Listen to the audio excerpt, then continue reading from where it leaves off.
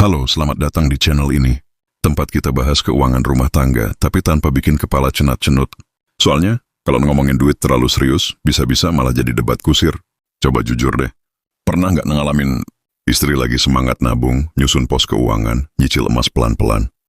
Suaminya diam-diam ngutang buat beli knalpot racing, biar motornya bisa nguwing. Tiap bulan istri nyisihin 500.000, suaminya malah ngutang 1 juta.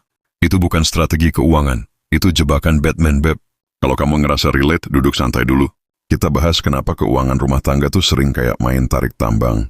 Yang satu narik, yang satu malah dorong. Gue pernah dapat DM dari seorang ibu muda. Mas, aku udah capek. Aku sisihin uang belanja, nggak beli skincare demi nabung. Suamiku malah ngutang online buat beli jersey bola di Sri Lanka. Lucu? Iya. Sedih? Banget. Karena satu pihak ngerasa berjuang keras. Sementara yang satu kayak lagi pakai cheat unlimited belanja.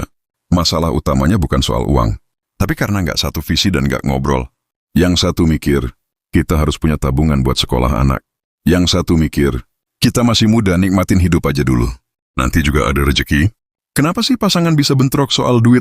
1. Pola pikir soal uang dari kecil beda. Istri tumbuh dengan mindset hemat, nabung, jangan boros.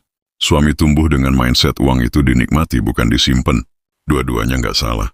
Yang salah kalau nggak pernah dibicarakan. 2. Nggak punya aturan pengeluaran. Contoh, gaji 10 juta. Istri kira suami pegang 2 juta buat jajan. Suami mikir, ya ada sisa 5 juta nih. Pas banget buat cicilan Vespa. 3. Nggak transparan soal utang dan pay later. Cuma 300.000 kok. Tapi kalau 5 kali sebulan, udah kayak nyicil motor. Kunci hubungan sehat itu keterbukaan. Kalau dompet aja bisa dibuka, masa hati dan isi rekening nggak bisa. Gaji itu kayak kolam ikan. Kalau dimasukin terus tanpa bocor, ya penuh. Tapi kalau bolong, istri masukin lele, suami buang gurame. Lama-lama isinya cuma air dan kenangan. Nabung itu kayak nyiram tanaman. Tapi kalau yang satu nyiram, yang satu malah cabut dari akarnya. Yang tumbang bukan cuma tabungannya, tapi juga hubungan rumah tangganya. Utang pay later itu kayak mantan. Awalnya manis, pas jatuh tempo bikin nyesek. Supaya nggak jadi tarik tambang keuangan terus, ini beberapa tips. 1. Buat uang bebas masing-masing. Suami 500.000 buat hobi.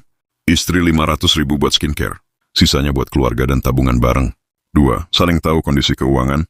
Berani terbuka soal utang, cicilan, kartu kredit. Utang yang disembunyiin, masalah yang tumbuh diam-diam. 3. Punya goal bersama. Jangan cuma bilang ayo nabung, tapi harus jelas tujuannya. Nabung buat rumah, nabung buat sekolah anak, nabung buat umrah bareng. 4. Rutin evaluasi keuangan. Tapi jangan kayak sidang. Cukup kopi dan cemilan. Ngobrol santai. Evaluasi sambil ngemil itu jauh lebih damai.